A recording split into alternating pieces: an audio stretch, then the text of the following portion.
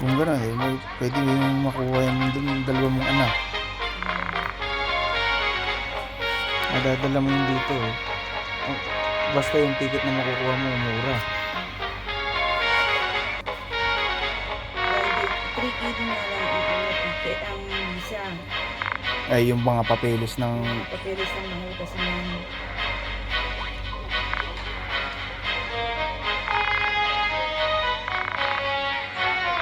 Family visit visa, 3KD. Penalty na po, 10KD per day kapag Pag na-lapse na.